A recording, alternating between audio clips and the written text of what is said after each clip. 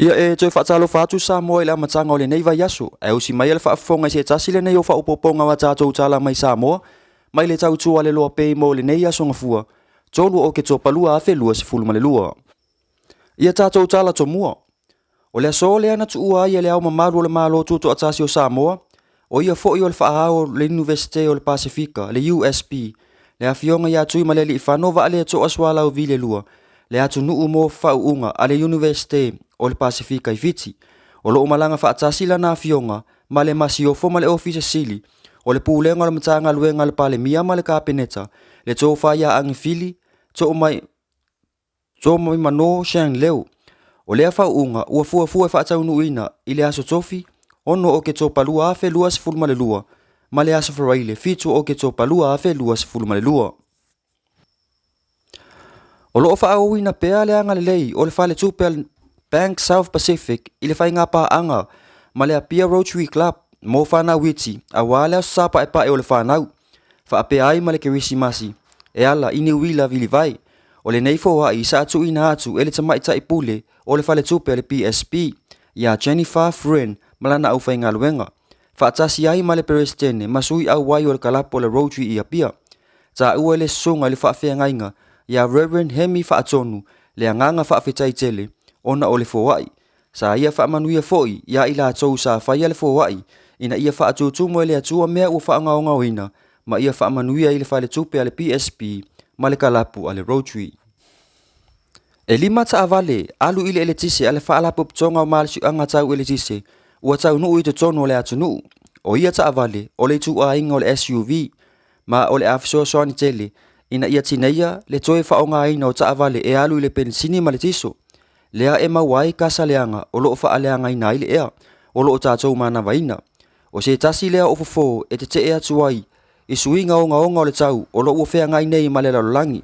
Ta ua le pulesili o le whaalapu ptonga le a fionga ia whau mui tau ili ese to i moana o loo whaia la tou sa ili ilinga ma ilo ilonga ili taiminei. E au au ma iai wha amatalanga ma tuu wha atasi e whai ei wha atusu sanga o ta avale e alu ile litise ma ta avale e alu ile penisini ma le tiso. O le tu le lei o ta avale e alu ile tise e tau ngofi e atu nai lo ta avale e alu ile tiso ma le penisini. O le kampani alhandai i vaitele lea o lo fai pa anga ma le APC mo le awina mai o nei ta avale e le tise.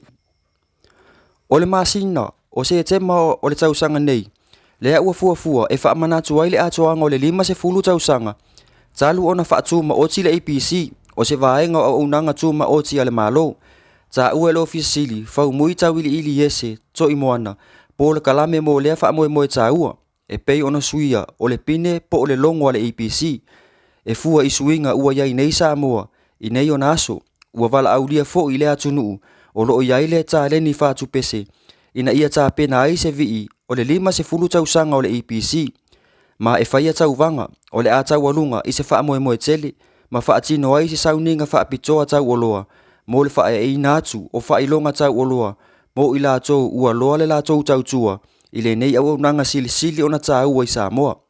O le taimi nei e iwa se funuma le iwa pasene o Samoa ua mawhai ona ola i le ele tise ai maise o malo si anga wha afowina. Ia e wha ai ua tufo ia tātou pu le tino le nei aso.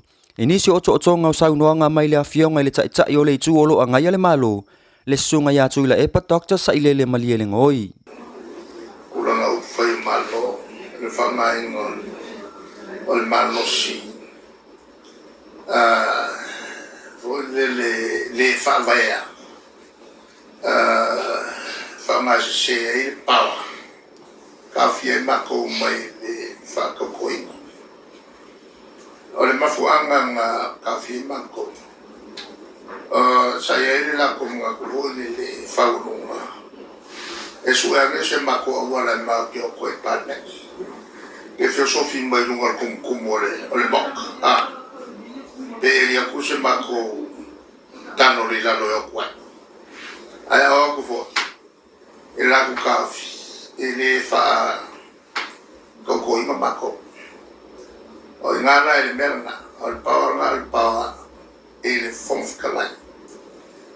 Na kini kafia mako merna, ele o fonf kasi ia fonf kalai mal paki. pe fo ngai fa am kala mai la ka mai ka mai o ia ngalo ko ngol paki ma kulangala nga fenka kele ama ko ma kalia ma la ko ngale o ma ko faka wa ila songe fa mga ku o ma ko fanga u mga ile ma member su ile chapipi o ngai la ko fa ke kai ngale ka fa pe ora o ina nga ia e chapipi ma ko fa nga history tends to repeat itself. If we do not keep reminding our people in the future about these very, very bad decisions using power wrongly. Yeah. Le tulanga la solene maletawa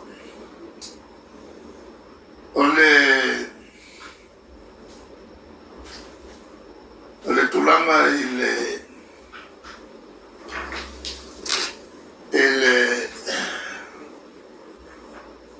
apeti quantas le faccia amatu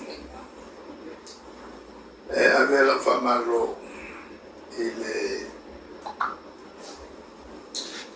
Tumata ile wa marmalo mai Australia ya tato suila na ave tova ele sala al Pacifico ole tutawale fai lo atuai il loro o tamatai il Pacifico ogni tamatai Italia ma la na tau tele le ngata ile tavana le ngata elali ai to atama ina yem to amanino le fa vai o meni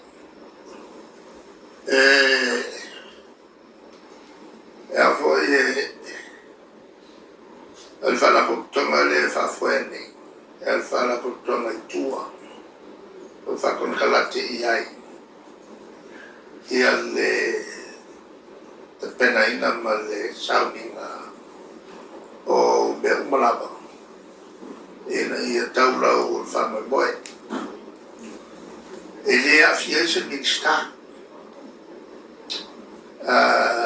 Ecco poi fa malu di amministrare il camerato me fai la tua a fianco non può sembrare se mi stai a lui MC e me le se mi sta e a lunga e nate fai fa lunga allora fai fa la puttana il dio ma meia le quattro università fare il figlio ya